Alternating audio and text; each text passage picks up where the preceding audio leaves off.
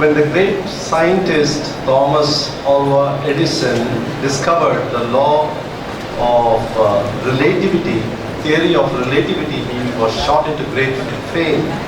Thomas Alva Edison అనే గొప్ప శాస్త్రవేత్త ఈ రిలేటివిటీ థియరీ ఆయన కనుగొన్నప్పుడు దాన్ని బట్టి ఆయనకు చాలా పెద్ద పేరు వచ్చింది. Several universities invited him that he could come and give a talk of his newfound thought. చాలా విశ్వవిద్యాలయాల్లో ఆయన్ను ఆహ్వానించారు. తాను నూతనంగా కనుగొన్నటువంటి ఆ యొక్క విషయాలు మాతో పంచుకోండి అని చెప్పారు. Those days they used to invite him telephonally and many of them had not seen him personally. ఆ దినాల్లో టెలిఫోన్లలో మాట్లాడేటటువంటి వారు కాబట్టి వ్యక్తిగతంగా చాలా మంది ఆయనను చూడలేదు, వాళ్ళు ఆయన ఎరగరు. After several visits to several educational institutes, ఆయన చాలా విద్యా సంస్థలు ఆయన దర్శించిన తర్వాత he happened to be invited to a particular city. ఆయనను ఒక పట్టణానికి ఆయన ఆహ్వానించారు. And his usual driver took the car and he was taking his master, the great scientist, to the university auditorium for the lecture. ఎప్పుడు ఆయనను తన వాహనంలో నడిపించి తీసుకుని వెళ్ళి అదే డ్రైవరు ఈయనను మళ్ళీ ఈ విశ్వవిద్యాలయానికి తీసుకొని పోతా ఉన్నాడు. Just before they entered the outskirts of the city, the driver stopped and turned back and asked his master a very strange question. ఆ పట్టణంలో ప్రవేశించడానికి ముందు డ్రైవర్ ఆగి ఒక వింతైనటువంటి ప్రశ్న తన యజమానుని అడిగాడు. He said, "Master, would you mind if I go to the stage and give the same lecture that you've been giving all these days?" ఆయన అన్నాడు, అయ్యా ఇన్ని దినాలు నువ్వు ఏ లెక్చర్ అయితే ఇస్తున్నావో, ఏ ప్రసంగం అయితే చేస్తున్నావో, ఈ దినము నేను చేస్తే ఎట్లా ఉంటుంది ప్రసంగము అన్నాడు. He thought it was a joke. He laughed and he said, "How can you ever do that?" ఆయన తను జోక్గా హాస్యంగా అన్నాడేమో అనుకొని మనసులో నవ్వుకున్నాడు. But the driver was very serious. He said, "Sir, I mean what I say. I know every word of what you are going to say, having been with you so long. So just give me one opportunity." అయితే driver అయితే జోకుగా కాకుండా నిజంగానే అంటూ వచ్చాడు, అయ్యా నువ్వు ఆ presentation లో పలికే ప్రతి మాట నాకు బాగా వచ్చు, నువ్వేం చెప్తావో నాకు తెలుసు, నేను ఉన్నట్టుగా నేను చెప్పగలను అన్నాడు. Just give me one opportunity. దయచేసి ఒక్క అవకాశం నాకు ఇవ్వండి అన్నాడు. What if something goes wrong? ఒకవేళ నువ్వు ఏదైనా తప్పు చేస్తే ఎట్లా? Master, I assure you nothing will go wrong. Just give me this one opportunity. If something goes wrong, I will apologize. But please give me this opportunity. అయ్యా నేను చిన్న పొరపాటు కూడా చేయకుండా చక్కగా నేను ప్రెజెంటేషన్ ఇస్తాను, ఒక్క అవకాశం ఇవ్వండి దయచేసి అని బ్రతిమలాడుతూ వచ్చాడు. So the scientist said it's a good joke, and so then he said, the driver said, if that is the bargain between us, then we need to exchange the seats, he said. చూడండి అది ఒక ఆదిత్యంగా మాట్లాడుకుంటుంటే driver అన్నాడు, ఇది మన ఇద్దరి మధ్య ఉండే లావాదేవీ, మన ఇద్దరం మన సీట్లు మార్చుకోవాలి అని అన్నాడు. You should get into the driver's seat and I am going to sit at the back like a great scientist. నీవు డ్రైవర్ సీట్ లో కూర్చోవాలి, డ్రైవర్ గా నడిపించుకుంటూ పోవాలి, నేను ఒక గొప్ప శాస్త్రవేత్తగా ఆ వెనక సీట్ లో నీ సీట్ లో కూర్చుంటాను అన్నాడు. He borrowed his coat and his tie. అతని కోటు అతని టై కూడా తీసుకున్నాడు అడిగి. Then majestically they rode into the university campus. ఎంతో గంభీరంగా వాహనాన్ని నడుపుకుంటూ ఆ యొక్క విశ్వవిద్యాలయ క్యాంపస్ లోకి ప్రవేశించారు. The waiting photographers and the dignitaries, they rushed to the so-called scientist and welcomed him. No, everybody ignored the driver. చూడండి అక్కడ ఫోటోలు తీసేవారు, తర్వాత అక్కడ ఉన్నటువంటి విశ్వవిద్యాలయంలో పెద్దలు ఆ వచ్చినటువంటి ఆయనను ఆహ్వానించాలి అనేసి తెలియక ఆ డ్రైవర్నే శాస్త్రవేత్త అనుకొని ఆయన దగ్గరికి పోయి ఆయనను ఆహ్వానిస్తూ వచ్చారు. With great fear and trembling, the scientist followed and he sat at the back of the auditorium. ఎంతో భయముతో ఎంతో దిగులుతో ఈ శాస్త్రవేత్త డ్రైవర్ లాగా ఆ యొక్క ఆడిటోరియంలో వెనకాల కూర్చొని ఏమవుతుందా అని చూస్తూ ఉన్నాడు. He was wondering, all the names that I have built up would be smashed in a day this morning if this man is going to go wrong somewhere.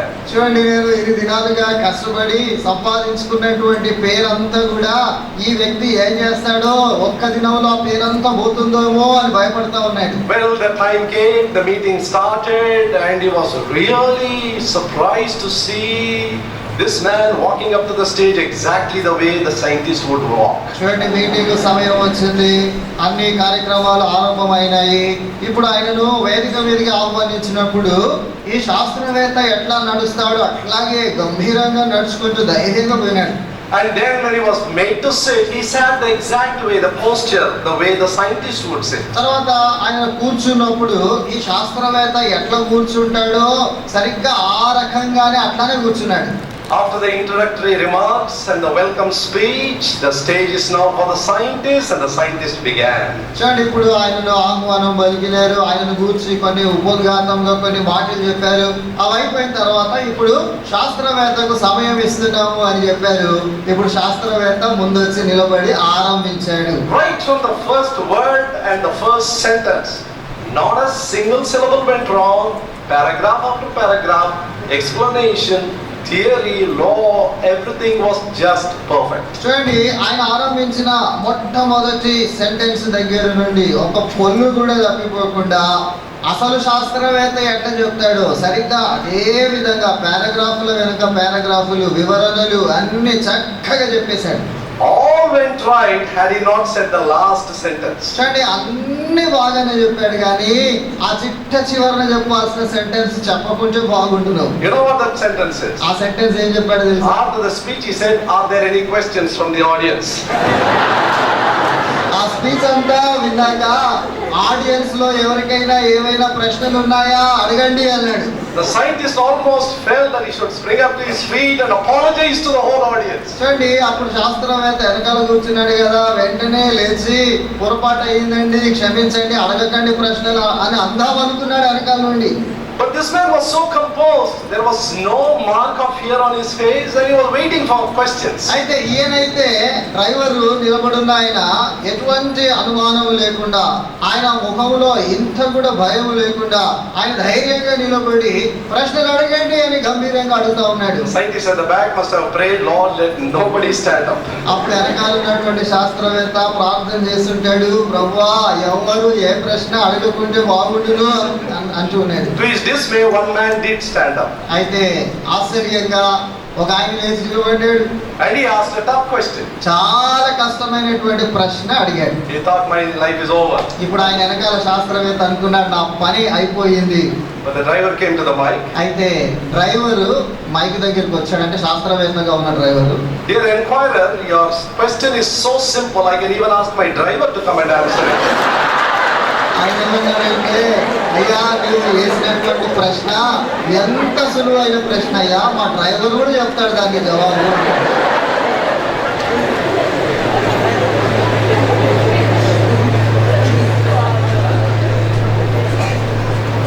Perfect imitation. కాబట్టి సరిగ్గా అనుకరించటం అంటే ఉన్నది ఉన్నట్టుగా అట్లానే చెప్పటం అనేది ఇక్కడ చూస్తున్నాం. Do you know it's a part of human nature that we imitate some role models around us. చూడండి, మనము మానవులుగా మన చుట్టూ మాదిరిగా ఉన్నటువంటి కొంతమందిని మనము అనుకరిస్తూ ఉంటాం, అనుసరిస్తూ ఉంటాం. Why do you have a particular hairstyle? Why do you have a particular dress? What is your preference for colors? So many things we are influenced, impacted by those who are around us. మన hair style, మన వేసుకునేటటువంటి dress, మనం ఎంచుకునేటటువంటి రంగులు, ఇటువంటి మన జీవిత విధానంలో చాలా విషయాలు ఎవరినో చూసి వారిలాగా ఉండాలి అనేటువంటి ఆశతో చేస్తూ ఉంటాం. It's not wrong because it's a part of our nature. అది తప్పు కాదు, అది మన జీవితంలో ఒక భాగం.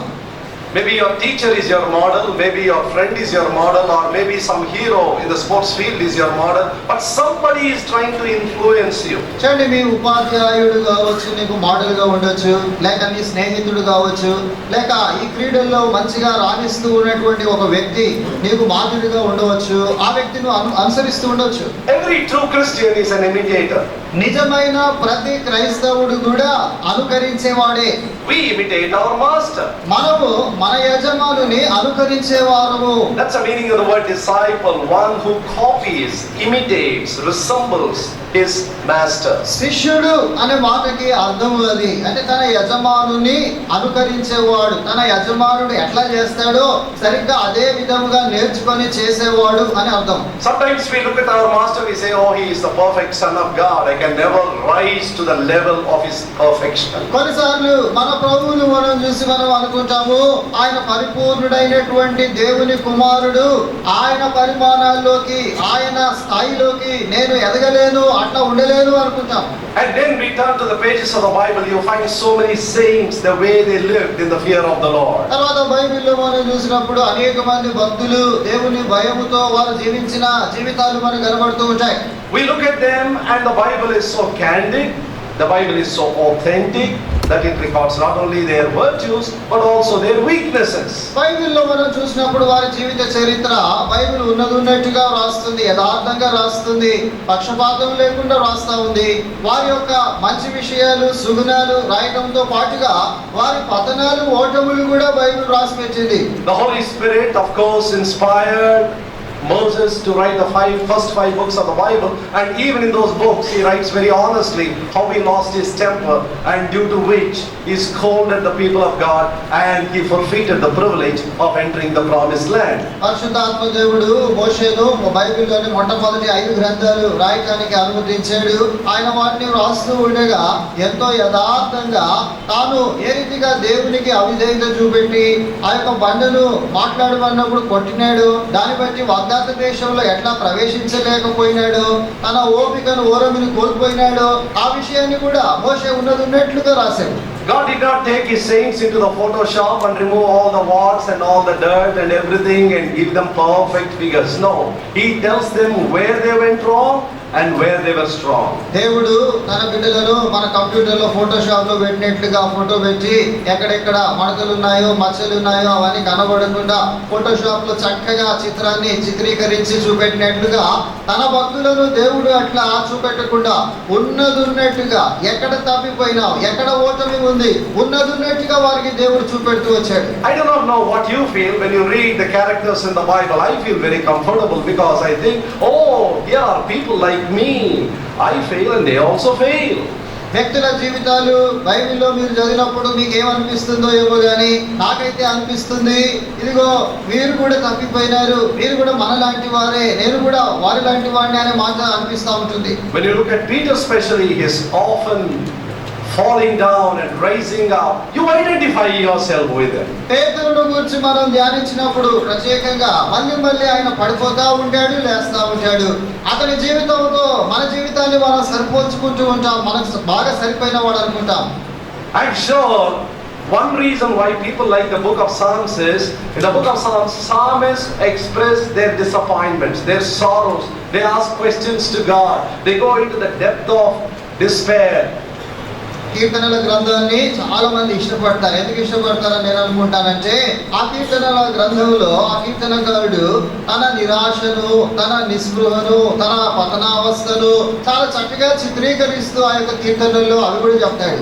We find people with problems, but thank God we also find the way they found solutions. కాబట్టి సమస్యలతో ఉన్నటువంటి ప్రజలను మనం చూస్తున్నాము. అయితే దేవునికి వందనాలు, ఆ సమస్యలకు పరిష్కారంతో ఆయన సిద్ధంగా ఉన్నాడు. I'm sure all of us are seated here, at least most of us who have problems and we have come seeking for solutions. ఇక్కడ కూర్చున్నటువంటి మనలో చాలా మందిని నేను అనుకుంటాను, మనకు సమస్యలు కలిగి ఉండి ఆ సమస్యలకు పరిష్కారాన్ని వెతుకుతూ వచ్చి మనం ఇక్కడ కూర్చున్నాం. I'm sure there is no one who can say I have no problem at all. నాకు ఏ సమస్య లేదండి అని చెప్పేవారు ఎవరు లేరని నేను అనుకుంటాను. I'm going to take up a character about whom 27 books in the Bible speak about him. Bible గ్రంథంలో 27 గ్రంథాలు ఒక వ్యక్తిని గురించి మాట్లాడుతూ ఉన్నాయి. ఆ వ్యక్తిని గురించి ఇది మనం మాట్లాడుకుంటాం. His name figures in 16 Old Testament books and 11 New Testament books. పాత నిబంధనలో 16 గ్రంథాల్లో ఆయన పేరుంది. క్రొత్త నిబంధనలో 11 పుస్తకాల్లో ఆయన పేరుంది. His name appears 310 times in the whole of the Bible. Bible అంతటిలో అతని పేరు 310 సార్లు వస్తా ఉంది. He is the most talked about Old Testament saint in the New Testament. పాత నిబంధన భక్తుల్లో నుండి కొత్త నిబంధనలో ఎక్కువగా మాట్లాడబడిన వ్యక్తి, చూపబడిన వ్యక్తి ఆ వ్యక్తే. 3 great religions in the world today, Christianity, Judaism and Islam, claim him to be their father. 3 ప్రాముఖ్యమైనటువంటి ప్రస్తుత మతాలు అంటే యూదా మతము, క్రైస్తవ మతము, ఇస్లాం మతము తమ ఆది పురుషుడు ఆ వ్యక్తి అని చెప్పుకుంటూ ఉంటారు. And God gives a name to this man, father of a multitude. చూడండి, ఆ వ్యక్తికి దేవుడే పేరు పెడుతున్నాడు, జనములకు తండ్రి అనే పేరు. And he calls him, he is the father of all them that believe. ఆయనను ఏమని దేవుడు పిలుస్తాడంటే విశ్వాసముంచు వారందరికీ తండ్రి, విశ్వాసులకు తండ్రి అని. And 3 times the Bible says he is God's friend. బైబిల్లో 3 పర్యాయములు ఆయనను గురించి ఆయన దేవుని స్నేహితుడు అని చెప్పబడింది. Can you guess who I am talking about? ఎవరి గురించి చెప్తున్నాను? Abraham. You seem to be so enlightened. I think we should exchange places. ఇప్పుడు మనం స్థానాలు మారితే బాగుండునేమో అనిపిస్తుంది. Thank God for your knowledge. మీకున్నటువంటి యొక్క మంచి తెలివితేటలను బట్టి దేవుని పొందనాలి. Now Abraham is a great saint. Abraham గొప్ప భక్తుడు. His history is recorded to us from Genesis chapter 11 and it goes on till chapter 25 where his death is recorded. ఆదికాండము 11వ అధ్యాయములో ఆయన చరిత్ర ఆరంభమయ్యి ఆదికాండం 25వ అధ్యాయంలో ఆయన సమాధి కార్యక్రమాలను చెప్తూ అక్కడి వరకు ఆయన చరిత్ర ముగించబడింది. I want to talk very honestly about this person called Abraham. We are going to see the negatives first and also the positives. Abraham యొక్క జీవితాన్ని గురించి మనం చూస్తాము. మొదట ఆయనలో ఉన్న ప్రతికూలమైనటువంటి విషయాలు ధ్యానిస్తాము, దాని తర్వాత అనుకూలమైనటువంటి సంగతులు చూస్తాం. Now Abraham to begin with was an idol worshipper. Joshua chapter 24 and verse 2. యెహోషువ గ్రంథం 24వ అధ్యాయము 2వ వచనంలో మనం చూస్తే ఈ అబ్రహాము ఆయన ఒక విగ్రహారాధికుడిగా ఆరంభించాడు. So he had a beginning like most of us, all of us. మనలో చాలా మంది వలె, మన అందరి వలె ఆయన కూడా అటువంటి ఆరంభమే కలిగి ఉన్నాడు. The Old Testament does not tell us, but Stephen tells us in Acts chapter 7 and verse 2 that one day he saw the God of glory. Acts chapter 7 and verse 2. అయితే పాత నిబంధనలో ఈ సంగతి లేదు కానీ కొత్త నిబంధనలో అపోస్తలుల కార్యములు 7వ అధ్యాయము 2వ వచనంలో స్టెఫెను చెప్తాడు, మహిమగల దేవుడు ఆయనకు ప్రత్యక్షమయ్యాడు. There was an encounter between this man, an idol worshipper called Abraham, and the true and the living God. చూడండి, మనుషుడైనటువంటి విగ్రహారాధికుడైనటువంటి ఈ అబ్రహాము జీవము గల దేవుణ్ణి ఒక దినాన కలుసుకున్నటువంటి సంఘటన జరిగింది. Of course it was God's initiative that made him to disclose himself. చూడండి, ఇది దేవుడే తనంతట తాను అతనికి కనుపరుచుకోవాలని మొదటి అడుగు దేవుడే వేశాడు. That's what he did with you and with me too. నీ విషయంలో నా విషయంలో కూడా ప్రభు అదే చేశాడు. We love him because he first loved us. ఆయన మొదట మనలను ప్రేమించాడు గనుక మనం ఆయనను ప్రేమించాం. He came to seek and to save that which is lost. నశించిన దానిని వెతికి రక్షించడానికి మొదట ఆయన వచ్చాడు. You did not choose me, but I chose you. మీరు నన్ను ఏర్పరచుకొనలేదు, నేనే మిమ్మల్ని ఏర్పరచుకున్నాను అంటాడు. We love him because he first loved us. ఆయన మొదట మనల్ని ప్రేమించాడు గనుక మనం ఆయనను ప్రేమిస్తున్నాం. He did the choosing first. ఆయనే మొదట ఏర్పరచుకున్నాడు. He did the seeking first. వెతుకుట అనేది మొదట ఆయన చేశాడు. He did the loving first. ప్రేమించుట అనేది మొదట ప్రభువే చేశాడు. We simply respond to his initiative. దేవుడు ఏదైతే ఆరంభించాడో ఆ పనికి మనము ప్రతిస్పందించామంతే. So that's where the spiritual journey of Abraham with God began. ఆ రీతిగా దేవునితో అబ్రహాం యొక్క ఆత్మీయ ప్రయాణము ఆరంభమైంది. His past was bad, but God was going to do something new and wonderful in his life. ఆయన గతము అంత బాగలేదు, అయితే ఇప్పుడు ఆయన భవిష్యత్తులో ఆయన జీవితంలో దేవుడు మంచిది శ్రేష్టమైనది చేయాలని కోరుకున్నాడు. Never even once would have Abraham thought that even after several centuries people would be talking about him in relation with the God of the Bible. Abraham ఎప్పుడు కూడా అనేక శతాబ్దాల తరువాత కూడా ఈ బైబిల్ యొక్క దేవునికి సంబంధించి నన్ను గురించి ప్రజలు మాట్లాడుకుంటారని ఎప్పుడు అబ్రహాం అనుకొని ఉన్నాడు. God was very patient with this person in spite of his weaknesses and made him to be what he wanted him to be. ఈయనలో ఎన్నో బలహీనతలు ఉన్నప్పటికీ దేవుడు ఈ అబ్రహామును ఏమి చేయాలని కోరినాడో అది చేసే విషయంలో దేవుడు ఎంతో ఓపికగా పనిచేస్తూ వచ్చాడు. Thank God for his patience. దేవుని ఓపికను బట్టి దేవునికి వందనాలు. He does not give up on us.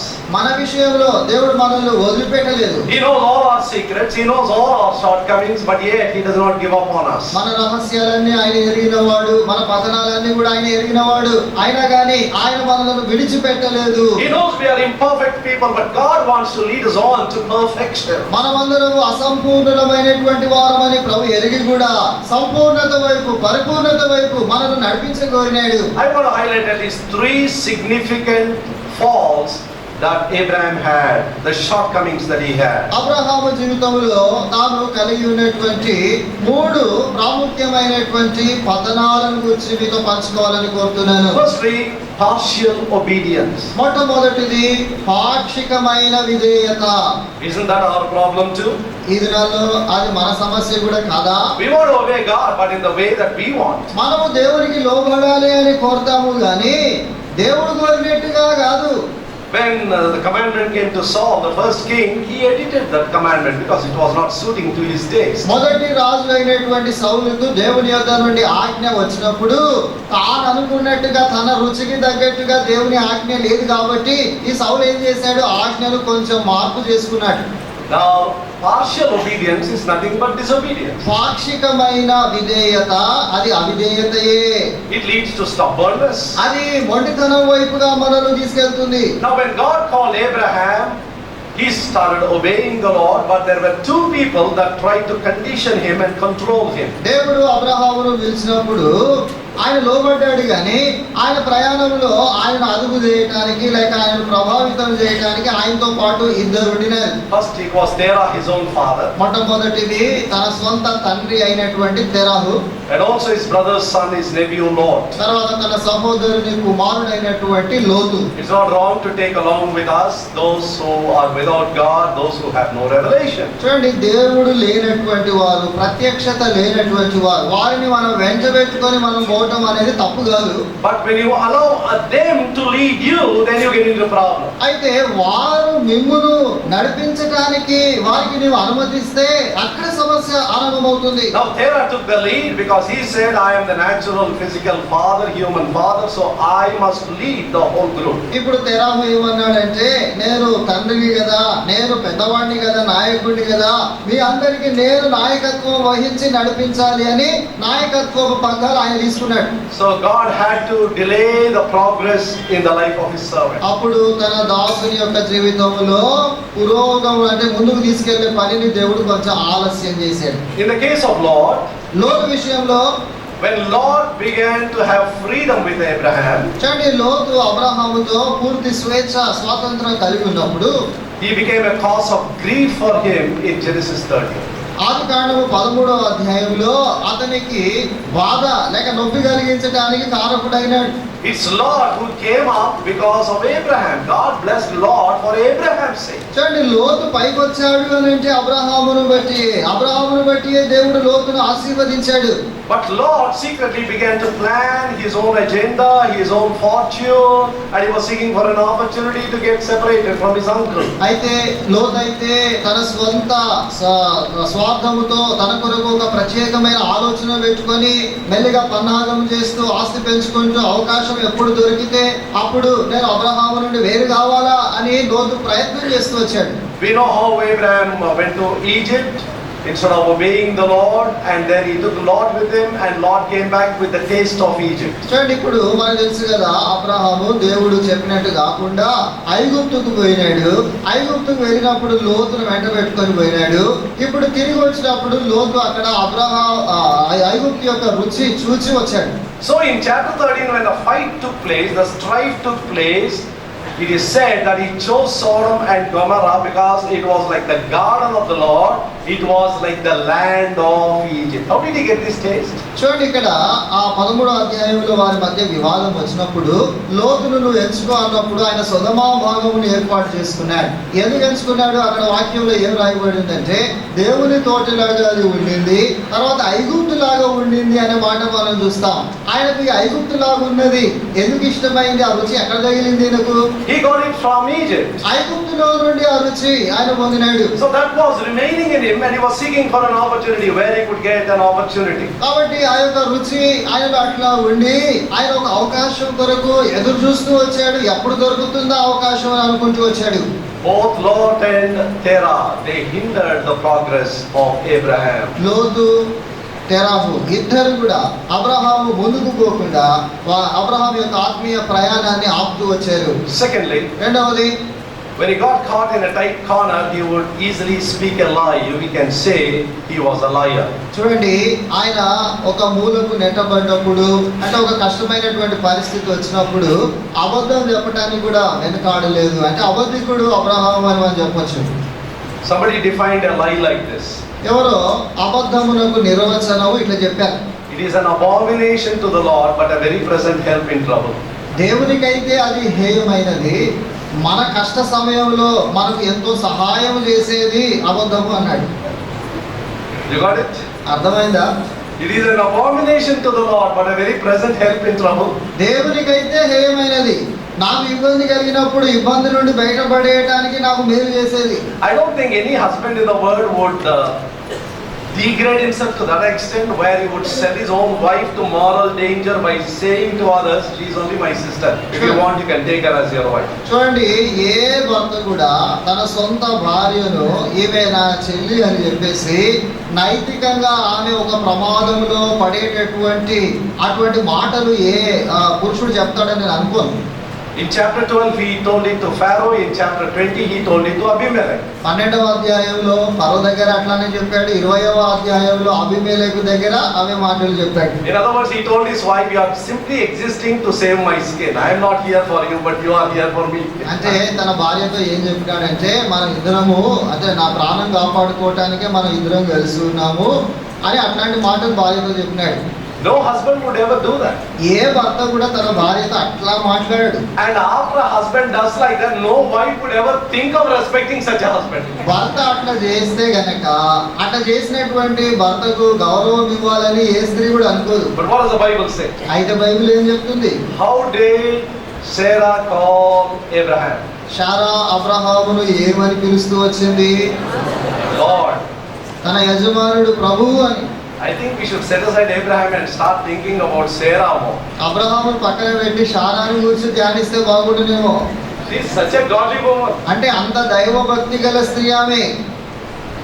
In spite of all the insults, in spite of all the rejection that she suffered, she said, he is my Lord, God has given him to me. ఎంతో అవమానము కలిగిన ఆమె తృణీకరించబడిన ఆమె అబ్రహామును తన యజమానుడిగా తన ప్రభువుగా ఎంచుతా వచ్చింది. The third flaw in his character is impatience. చూడండి, ఆయనలో అబ్రహాములో ఉన్న మూడవ పొరపాటు లేక బలహీనత ఏంటి అని అంటే ఆయనకు ఓపిక లేదు, అసహనం. He wanted everything to happen very quickly. ప్రతిదీ త్వరగా జరిగిపోవాలి అన్నటువంటి ఆశ. One day a stranger approached me. This happened more than 25 years ago when I was ministering in Kerala. 25 సంవత్సరాల క్రితం కేరళలో నేను పరిచర్య చేస్తున్నప్పుడు జరిగినటువంటి సంఘటన. One stranger approached, he gave me the prayer request. ఒక కొత్త ఆయన వచ్చేసి ఒక ప్రార్థన మనవిచ్చాడు. And then he said, sir, I want you to pray very quickly that this solution will come. ఆయన అన్నాడు, దీనికి పరిష్కారం వచ్చేటట్లుగా త్వరగా దీని కొరకు ప్రార్థన చేయాలి అన్నట్టుగా మాట్లాడాడు. I nodded my head. నేను తల ఊపాను. As he was leaving the gate, he turned back and he asked me. ఆయన అట గేట్ దగ్గరికి వెళ్తూ నన్ను వెనక్కి తిరిగి నాతో అన్నాడు, I don't want God to answer my prayer like the way there is one old man, no, in Genesis. He told him something and he took 25 years to give him. I don't want that kind of an answer, he said. ఆది కాండంలో ఒక ముసలాయన ఉన్నాడు కదా, ఆయన ప్రార్థన చేసి అడిగితే జవాబు కొరకు 25 సంవత్సరాలను ఆయనను కనిపెట్టమని దేవుడు అన్నాడు కదా, అట్లా కాకూడదు కదా నా విషయంలో, అట్లా జరగటం నాకు ఇష్టం లేదు, త్వరగా జవాబు కావాలండి అన్నాడు. I don't know how he forgot the name but remembered the incident. చూడండి, ఆయన పేరు మర్చిపోయినాడు కానీ అంటే అబ్రహాం పేరు మర్చిపోయినాడు, అబ్రహాం జీవితంలో జరిగిన సంఘటన మాత్రం జ్ఞాపకం ఉంది ఆయన. So we know at the age of 75 God promised Abraham a son. కాబట్టి 75 సంవత్సరాల వయసులో అబ్రహాముకు దేవుడు కుమారుని ఇస్తాను అని వాగ్దానం చేశాడు. After 11 years he was still promising. 11 సంవత్సరాల తర్వాత దేవుడు ఇంకా వాగ్దానమే చేస్తా ఉన్నాడు. By now Abraham's patience had totally run out. ఇప్పటికీ అబ్రహాములో ఉన్న ఓపిక సహనం పూర్తిగా పోయింది. I don't know why Sarah suggested to him that he should take the handmaid and father a child. చూడండి, ఆ దాసిని తీసుకొని ఆమె ద్వారా కుమారుని కనాలి అనే సలహా శారా ఎందుకు ఇచ్చిందో మనకు అర్థం కాదు. We do not know what forced her to have that conversation. ఇటువంటి మాటలు అబ్రహాముతో ఆమె మాట్లాడటానికి ఆమెను ఒత్తిడి చేసిన సంగతులు ఏంటో మనకు తెలీదు. Once again the origin is going to Egypt. Going to Egypt, he got a servant maid from there, and then like a chain reaction, things are happening. ఇక్కడ మళ్ళీ మనం చూస్తున్నాము, ఐగుప్తుకే ఈ మూలాలు వెళ్తా ఉన్నాయి. ఆయన ఐగుప్తుకు పోయినాడు, అక్కడ నుండి ఒక దాసిని తీసుకొని వచ్చినాడు, ఆ దాసి ద్వారా ఇది జరుగుతా వచ్చింది. ఇవన్నీ ఒకదానికి ఒకటి లింక్ ఉన్నట్టుగా మనం చూస్తున్నాం. Whatever be it, he fathered a child, named him Ishmael. As far as Abraham is concerned, he is happy with his son. ఏది ఏమైనప్పటికీ ఆమె ద్వారా ఒక కుమారుడు పుట్టినాడు, ఇష్మాయేలు అని పేరు పెట్టినాడు. ఇప్పుడు అబ్రహాము తన కుమారుడు ఇష్మాయేలు బట్టి సంతోషంగా ఉన్నాడు. He is so happy that he could help God to fulfill God's promise. దేవుని వాగ్దానం నెరవేర్చడానికి దేవునికి ఈ రకంగా సహాయం చేసినారు అని సంతోషంగా ఉన్నాడు Abraham. Don't we think so many times? చాలా సార్లు మనం కూడా అట్లానే అనుకుంటాం కదా. It's true, God promised, but you should do something to help God to fulfill it. నిజమే, దేవుడు వాగ్దానం చేశాడు. అయితే దేవుడు ఆ వాగ్దానాన్ని నెరవేర్చడానికి దేవునికి మనం కూడా ఒకంత సహాయం చేయాలి కదా. There are two key words in Genesis. I want you to remember it. ఆదికాండములో రెండు ముఖ్యమైన మాటలు ఉన్నాయి, వాటిని మీరు జ్ఞాపకం పెట్టుకోవాలని కోరుతున్నాను. Genesis 17:21. In the set time, God will give you that child. The word set time. ఆదికాండము 17:21 సమయములో దేవుడు సెలవిచ్చిన సమయమున, దేవుడు నిర్ణయించిన సమయమున దేవుడు ఆ పని జరిగిస్తాడు. In chapter 18 verse 14, in the appointed time, I'm going to give you the son. 18వ అధ్యాయంలో 14వ వచనములో నేను నియమించినటువంటి సమయమున కుమారుని ఇస్తాను. And later in the New Testament we read, కొత్త నిబంధనల తర్వాత మనం చూస్తాము, in the fullness of time, God sent His Son Jesus to be our Savior. కాలము పరిపూర్ణమైనప్పుడు దేవుడు తన కుమారుడైనటువంటి యేసు ప్రభువును మనకు రక్షకుడిగా ఉండటానికి పంపించాడు. Romans 5:6, in due time Christ died for the ungodly. రోమీయులకు రాసిన పత్రిక 5వ అధ్యాయము 6వ వచనములో ఆ తగిన సమయమున క్రీస్తు మన కొరకు, భక్తిహీనుల కొరకు ప్రాణం పెట్టాడు. God not only has a divine will, He has a divine timetable. దేవునికి దైవికమైన చిత్తముతో పాటుగా దైవికమైనటువంటి టైం టేబుల్ కూడా కలిగి ఉంటాడు. I cannot hurry up God, I cannot delay God. నేను దేవుణ్ణి తొందర పెట్టలేను, దేవుడిని కొంచెం ఆగు అని చెప్పేసి ఆలస్యం చేయలేను. The nick of time, at the right time, He would act. ఆ పని జరిగించాల్సినటువంటి సమయాన ఖచ్చితంగా ఆ సమయానికి దేవుడు ఆ పని జరిగిస్తాడు. You will not be a moment late or a moment early. ఆయన ఒక క్షణము ముందుగానే ఒక క్షణం వెనకగానే అవడు. That's why Peter says, Peter has been very hasty in speaking and doing several things we know from the Gospels. మన సువార్తల్లో నుండి తెలుసు కదా, పేతురు అన్ని విషయాల్లో తొందరపడుతూ ఆయన ఉంటాడు కాబట్టి ఆయన ఒకసారి అన్నాడు, Humble yourselves therefore under the mighty hand of God, that He may exalt you in due time. తగిన సమయమున ఆయన మిమ్మల్ని హెచ్చించినట్లుగా ఆయన యొక్క బలిష్టమైన చేతుల క్రింద మీరు దీన మనస్కులై ఉండుడి అని పేతురు రాస్తాడు. If only Moses would not have lost his patience, he would have led the people of God into Canaan. మోషే కూడా ఆ యొక్క సహనాన్ని కోల్పోకుండా ఉంటే దేవుని ప్రజలను కనానులోకి తానే నడిపేవాడు. One of the reasons why God allows afflictions in our lives is to teach us patience. మన జీవితాల్లోకి దేవుడు ఎందుకు ఈ యొక్క బాధలు అనుమతిస్తాడు అనంటే మనకు సహనమును, ఓపికను నేర్పటానికి. James tells us, let patience have a perfect work. యాకోబు ఆయన రాస్తాడు, ఈ యొక్క ఓరమి మీలో పరిపూర్ణమైన కార్యము జరగనివ్వండి అంటాడు. That you may be perfect and entire, wanting nothing. మీరు పరిపూర్ణులై ఏ కొరత లేనివారుగా మీరు అవ్వాలి. In His time, He does everything beautiful. కాబట్టి ఆయన తన సమయములో సమస్తమును బాగుగా చేసేవాడు. So firstly, partial obedience. మొట్టమొదట పాక్షికమైన విధేయత, Lying. రెండవది అబద్ధము, impatience. మూడవది సహనము లేక ఓపిక లేనివాడు. I see my own life as a parallel to what's happening in Abraham's life. I don't know what you see. నా జీవితంలోకి నేను చూసుకున్నప్పుడు అబ్రహాములో జరిగినట్లుగానే నాలో కూడా జరగటం నేను చూస్తూ ఉంటాను. మరి మీరు చూసుకున్నప్పుడు మీకు ఎట్లా కనబడుతుందో? How many of you agree that your life is also somewhere close to Abraham? Put up your hands. మీలో ఎంతమంది నా జీవితం కూడా అబ్రహాము జీవితం లాగానే అట్లానే దాదాపుగా కనబడుతుంది అని చెప్పేవారు మీ చేయి చూపెట్టండి. Yeah, that's true. నిజమే మరి. In spite of these weaknesses, God was going to do something amazing in the life of this man. చూడండి, ఇటువంటి బలహీనతలు అబ్రహాము జీవితంలో ఉన్నప్పటికీ ఆయన జీవితంలో ఆశ్చర్యము కల్పించే గొప్ప సంగతులు దేవుడు చేశాడు. When our lives are in God's hand, we can never be ordinary people. మన చేతులు దేవుని చేతిలో, మన జీవితాలు దేవుని చేతిలో గనక ఉన్నట్లయితే మనము సాధారణమైన మనుషులము కాము. Somebody defined a Christian like this, and I always like it. చూడండి, ఎవరు మరి క్రైస్తవుని ఈ రీతిగా నిర్వచించారు. ఆ మాట నాకు ఎప్పుడు ఇష్టంగా ఉంటుంది. A Christian is an ordinary person who has an extraordinary God. చూడండి, ఒక క్రైస్తవుడు అనేవాడు ఒక సాధారణమైనటువంటి వ్యక్తే, కానీ అతడు అసాధారణమైనటువంటి దేవుణ్ణి కలిగిన వాడు అన్నాడు. Think of that of yourself. You will never lose your self-worth. చూడండి, ఈ విషయాన్ని నీ గురించి కూడా నువ్వు ఆలోచించుకో. నీ విలువ ఏంటో నువ్వు ఎప్పుడు తగ్గించుకోవు. A Christian is an ordinary person who has an extraordinary God. ఒక క్రైస్తవుడు సాధారణమైనటువంటి వ్యక్తియే, కానీ ఒక అసాధారణమైనటువంటి దేవుణ్ణి కలిగిన వాడు. And God keeps working patiently in our lives, chiseling us, that we may reflect the very image. దేవుడు ఎంతో ఓపికతో మన జీవితాల్లో తన కార్యాన్ని జరిగిస్తూ ఉంటాడు. ఆ దేవుని యొక్క సారూప్యము మనలో కలుగునేట్లుగా ఆయన మనలను చెక్కుతూ ఉంటాడు. Now for the three positives. ఇప్పుడు మూడు అనుకూలమైనటువంటి సంగతులు చూద్దాం. What made God to make him what he became? Abraham ఏమి అయినాడో అట్లా చేయటానికి దేవుణ్ణి ప్రోత్సహించింది ఏంటి? Number one, మొట్టమొదటిది his faith in God. దేవుని యందు అబ్రహాముకున్న విశ్వాసము. Genesis chapter 15 ఆదికాండము 15వ అధ్యాయము and verse 6, please. 6వ వచనము. Genesis ఆదికాండము chapter 15 15వ అధ్యాయము verse 6. 6వ వచనము. And he believed in the Lord, and he counted it to him for righteousness. అతడు యెహోవాను నమ్మెను, ఆయన అది అతనికి నీతిగా ఎంచెను.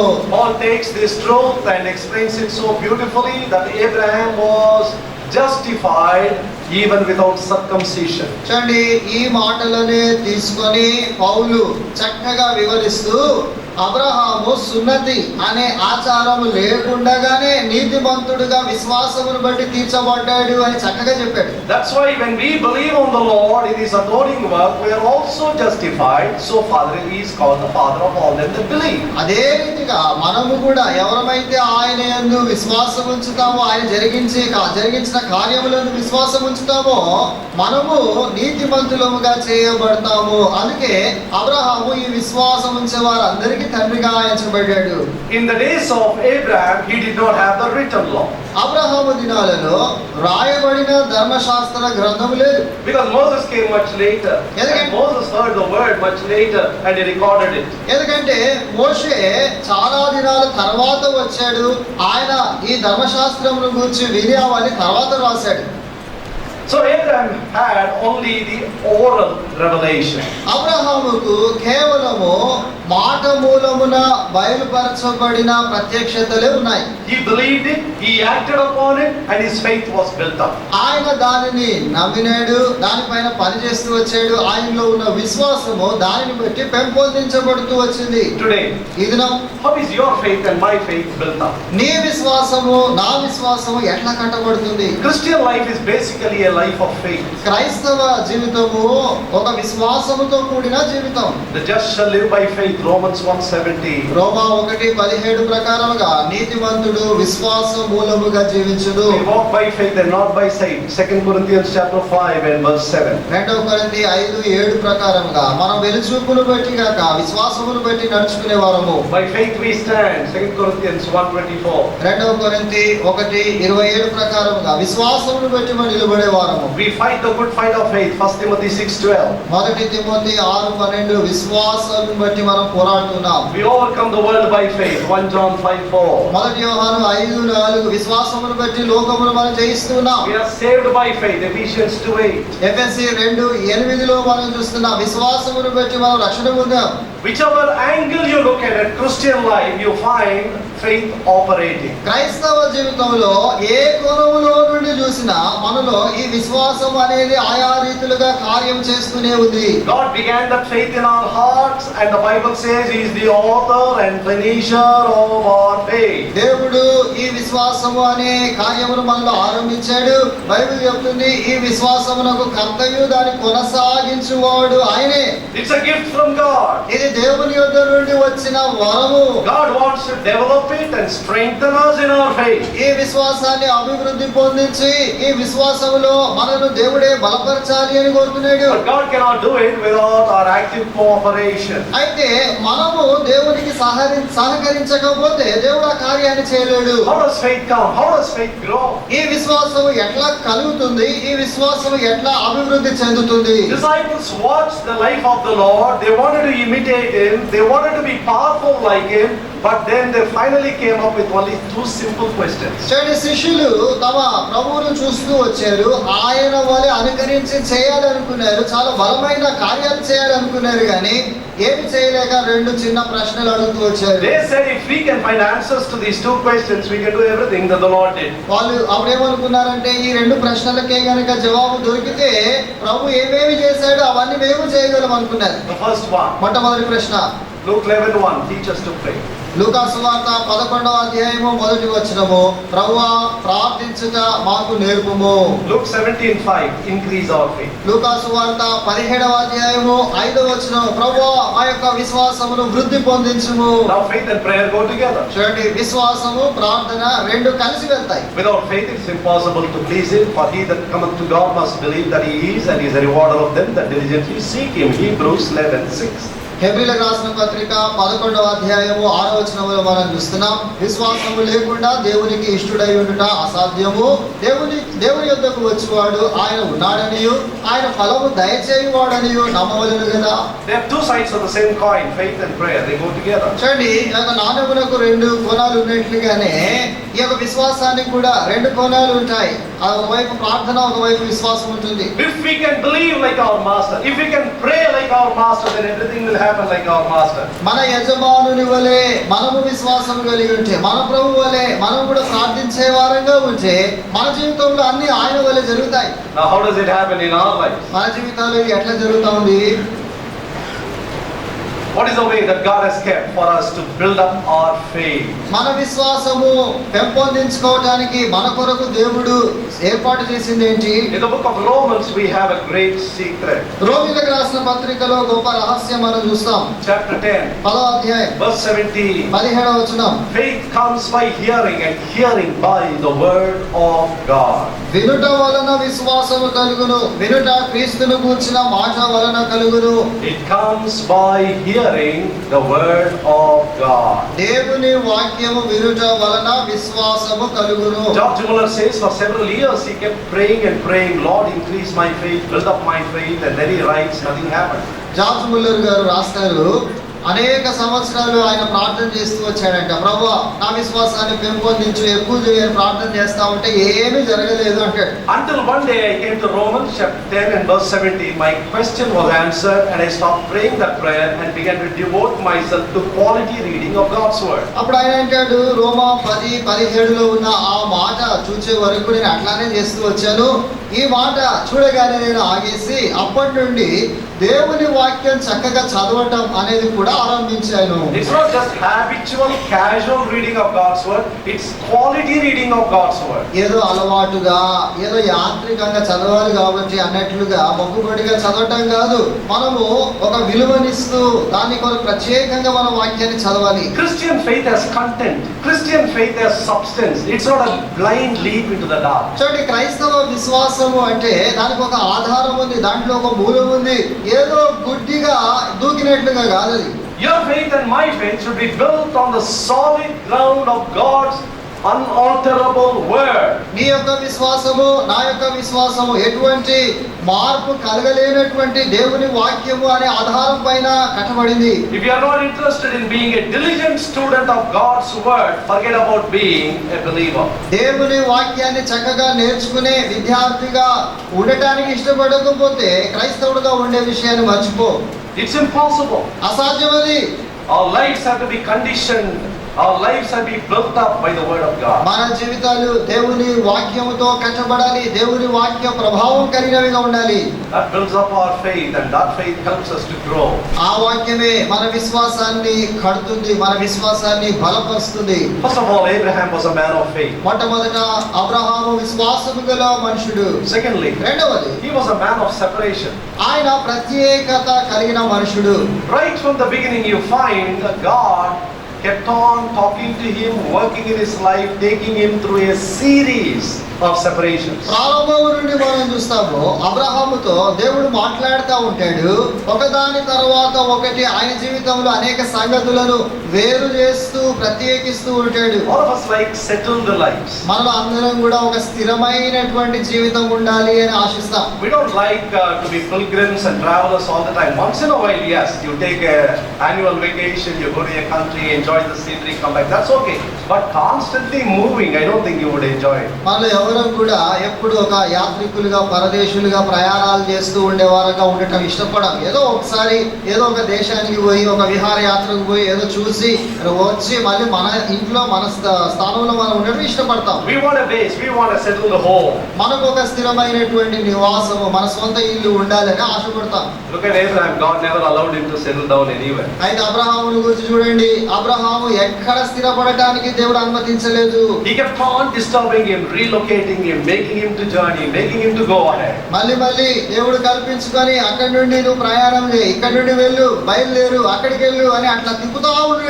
First of all, he called him to come out of Ur of Chaldees. మొట్టమొదట కల్దీయుల ఊరు అనే ఆ స్థలము నుండి బయటికి రమ్మన్నాడు. At that time, Ur of Chaldees was the most supposed to be civilized among all the places on the earth. అంటే ఆ దినాలలో ఈ కల్దీయుల ఊరు అనేటటువంటి ఈ స్థలము ఎంతో నాగరికత కలిగినదిగా, ఎన్నో గొప్ప విషయాలు కలిగిన పట్టణంగా ఉండింది. It's like God disturbing you, staying in the big city of Hyderabad to go to a remote village where there are no roads. ఎట్లా ఉందంటే చాలా చక్కగా ఉన్న హైదరాబాద్ పట్టణంలో నుండి ఏ రోడ్లు కూడా సరిగా లేనటువంటి ఒక కుగ్రామానికి నిన్ను దేవుడు వెళ్ళమన్నట్టుగా ఉంటది. But Abraham obeyed. అయితే Abraham లోబడ్డాడు.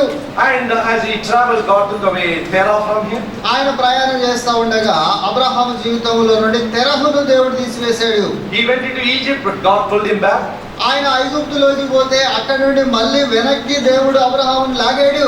And then God separated Lot from him. దాని తర్వాత అబ్రహాము నుండి దేవుడు లోతును వేరు చేశాడు. And then he fathered Ishmael through Hagar.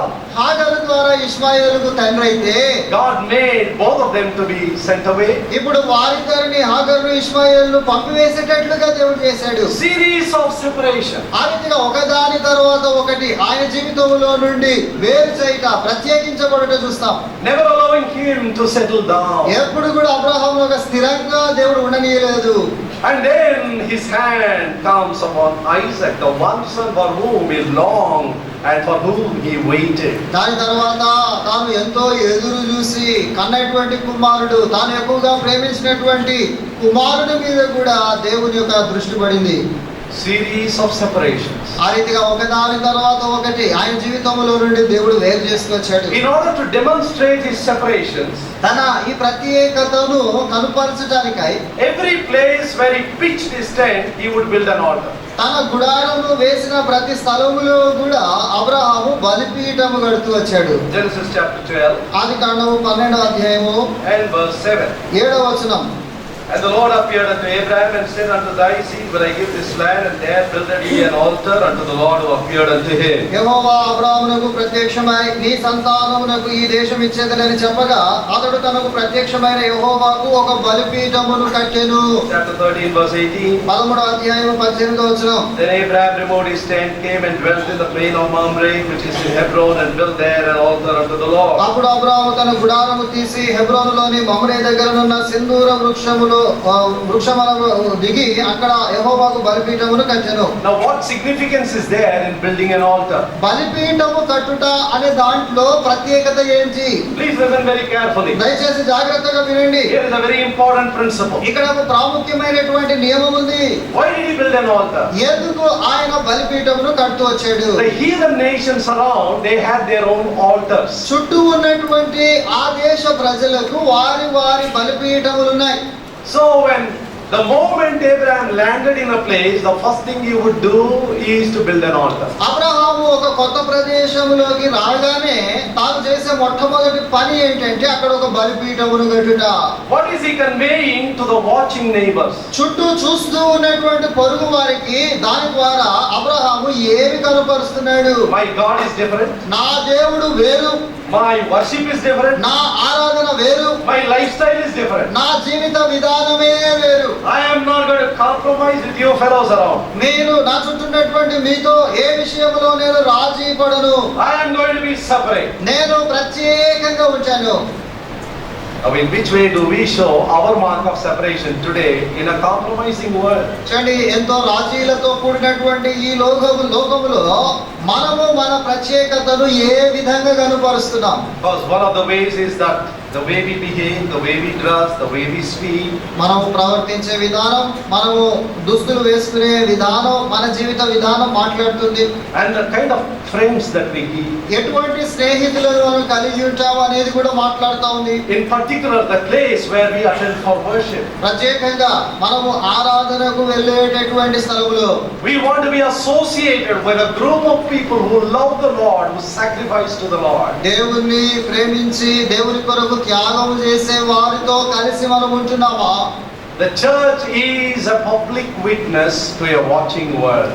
ఈ సంఘము అనేది గమనిస్తూ ఉన్నటువంటి లోకానికి బహిరంగ సాక్ష్యముగా నిలబడతా ఉంది. We are not only expected to be men and women of faith, we are also expected to be members of His body. చూడండి, విశ్వాసము గల స్త్రీ పురుషులముగా మాత్రమే కాకుండా ఆయన శరీరములో అవయవాలుగా ఉండటానికి మనం పిలువబడ్డాం. Do you take an active part in your church? మీ సంఘములో చురుకైన పాత్ర మీరు పోషిస్తున్నారా? Do you go regularly to the Lord's house on Sunday morning? ప్రతి ఆదివారం ఉదయాన క్రమంగా దేవుని మందిరానికి వెళ్తున్నారా? And if you go, do you go on time? వెళ్తూ ఉన్నట్లయితే సమయానికి పోతున్నారా? And do you stay the full time? పూర్తిగా అయిపోయే వరకు చివరి వరకు ఉంటున్నారా? Many stay the full time, but the mobile is always on. చాలా మంది పూర్తి సమయం ఉంటారు కానీ మధ్యలో సమయం మొబైల్ కు పోతుంటుంది. Many times they get up and walk out. చాలా సార్లు లేచి మధ్యలో బయటికి పోయి వస్తూనే ఉంటారు. Become a big idol now. చూడండి, ఇది ఒక గొప్ప విగ్రహం అయిపోయింది. Somebody said to have one is convenient. ఒకటి ఉంటే అది సరిపోతుంది అని ఒకరు అన్నారు. To have two is luxury. రెండు అంటే అది విలాసము అన్నారు. To have none is paradise. ఏది లేకపోతే పరదైస్ అంట mobile phone. That has become a great hindrance. Of course, that's a big convenience, but it has become a great hindrance. చూడండి, ఇది మనకు ఎంతో సహకారాన్ని ఇచ్చేటటువంటి సాధనమే కానీ ఈ ఫోన్ మనకు ఎంతో ఆటంకాన్ని కూడా కలిగిస్తా Do you ఉంది. go for a prayer meeting? ప్రార్థన కూటానికి వెళ్తున్నావా? Many people neglect prayer meeting. చాలా మంది ప్రార్థన కూటాన్ని నిర్లక్ష్యం చేస్తారు. They go for Sunday. ఆదివారానికి వెళ్తారు. If you really love the Lord, where is your altar? నిజంగా నీవు ప్రభువును ప్రేమిస్తూ ఉన్నట్లయితే నీ బలిపీఠం ఏది? That's a testimony that you give to the watching world. గమనిస్తున్నటువంటి లోకానికి నీవు ఇస్తూ ఉన్నటువంటి సాక్ష్యం అది. Moses chose to suffer affliction with the people of God than to enjoy the pleasures of sin for a season. చూడండి, అల్పకాలము పాప భోగములు అనుభవించుట కంటే మోషే దేవుని ప్రజలతో శ్రమ అనుభవించుట మేలని ఎంచుకున్నాడు. Our association with God's people దేవుని ప్రజలతో మన సహవాసం ఎట్లా ఉంది? is a mark of separation. అది మన ప్రత్యేకతకు గుర్తు. He was a man of faith, he was a man of separation. ఆయన విశ్వాసము గల మనుషుడు, ప్రత్యేకత గల మనుషుడు. The crowning virtue of this great man, ఈ గొప్ప దైవజనుల్లో ఉన్న చాలా గొప్ప సుగుణం ఏంటంటే God himself let him testify. Turn with me to Genesis 22. దేవుడు తానే ఈ మాట పలుకుతూ వచ్చాడు. ఆదికాండము దయచేసి తీయండి 22వ అధ్యాయం and verse 12. 12వ వచనం. 22 verse 12. Adikandam 22:12. And he said, Lay not thine hand upon the lad, neither do thou anything unto him, for now I know that thou fearest God, seeing thou hast not withheld thy son, thine only son from me. ఆ చిన్నవాని మీద చెయ్యి వేయకుము, అతనిని ఏమీయు చేయకుము, నీకు ఒకడై ఉన్న నీ కుమారుని నాకియ వెనుతీయలేదు గనుక నీవు దేవునికి భయపడు వాడవని ఇందువలన నాకు కనబడుచున్నదనెను. Telugu it says ఇందువలన, in English it says now I know, as if we did not know till then. చూడండి, ఈ తెలుగులో అయితే ఇందువలన అని ఉంది, ఇంగ్లీష్ లో ఎట్లుందంటే ఇప్పుడు అంటాడు. ఇప్పుడు అంటే ఇంతకు ముందు తెలియదు, ఇప్పుడే తెలిసింది అన్నట్లుగా. After my thought, I did so many things for God, I obeyed him in so many things, I got separated from so many people and things, but now God is saying, now I know. చూడండి, Abraham అనుకుంటాడు, నేను దేవుని కొరకు ఎన్నో పనులు చేశాను కదా, ఎన్నో విషయాల్లో విధేయత చూపెట్టాను కదా, ఎన్నో సంగతుల్లో నుండి దేవుడు నన్ను ప్రత్యేకించినప్పుడు సరేనన్నాను కదా, మరి దేవుడు ఇప్పుడు నేను భయపడువాడని అంటాడేంటి అని అంటాడు. That was the final test that's going to pass him. అంటే ఆయనను పాస్ అయ్యేటట్లుగా చేసిన చిట్ట చివరి పరీక్ష ఈ పరీక్ష. Now what is the test? ఏంటా పరీక్ష? I have blessed Abraham. నేను అబ్రహామును ఆశీర్వదించాను. But is he going to hold on to the blessing or to the blesser? ఇచ్చినటువంటి ఆశీర్వాదాన్ని పట్టుకొని ఉంటాడా అబ్రహాము, లేక ఆశీర్వాదం ఇచ్చిన దేవుణ్ణి పట్టుకొని ఉంటాడా? It's a test to all of us. మన అందరికి కూడా ఇది పరీక్షనే. After salvation, God has been blessing you in so many ways. రక్షణ తర్వాత అనేక విధాలుగా దేవుడు నిన్ను ఆశీర్వదిస్తూనే ఉన్నాడు. Good education, good job, మంచి విద్య, మంచి ఉద్యోగము, good talents, మంచి తలాంతులు, good opportunity. మంచి అవకాశాలు. In the midst of all it, God is testing my loyalty. వీటన్నిటి మధ్య దేవుడు మన యొక్క నమ్మకత్వాన్ని, లేక దేని ఎక్కువ ప్రేమిస్తున్నాం అనేది దేవుడు పరీక్షిస్తున్నాడు. So God put his hand upon Isaac and said, Take now thy son, thine only son Isaac, whom you love so much, and offer him as a burnt offering. కాబట్టి దేవుడు ఇస్సాకు మీద తన చేయి పెట్టేసి అబ్రహాముతో అంటాడు, నీవు ఎక్కువగా ప్రేమించుచున్నటువంటి ఈ నీ కుమారుణ్ణి తీసుకొని వెళ్ళి నేను చూపెట్టబోయే ఆ పర్వతములలో ఒక దాని మీద దహన బలిగా అర్పించు. How painful it is for a father. ఒక తండ్రి ఆ పని చేయాలి అంటే ఎంత నమ్మకత్వం కావాలి. More so when God demanded the father to kill him with his own hands. అంతేకాకుండా ఆ దేవుడు ఆ తండ్రిని తన సొంత హస్తాలతో తన సొంత కుమారుని చంపమన్నాడు. What made Abraham to obey? లోబడటానికి అబ్రహామును ప్రేరేపించింది, ప్రోత్సహించింది ఏంటి? Probably he remembered the covenant God made with him. దేవుడు ఆయనతో చేసిన నిబంధన కూడా జ్ఞాపకం చేసుకొని You ఉంటాడు. know what the word covenant means? నిబంధన అంటే అర్థం ఏంటి? We are people of the new covenant. మనము నూతన నిబంధన ప్రజలం కదా. Every time we come to the Lord's table, we say this is the blood of the New Testament, new covenant. ప్రభు వాళ్ళ దగ్గరికి వచ్చిన ప్రతిసారి కూడా ఆ మాట చెప్తూ ఉంటాము, నూతన నిబంధన అనే మాట. It comes from the Hebrew word diatheke. Hebrew మాటలో దయాతీకే అనే మాటలో నుండి వస్తుంది. It means to cut.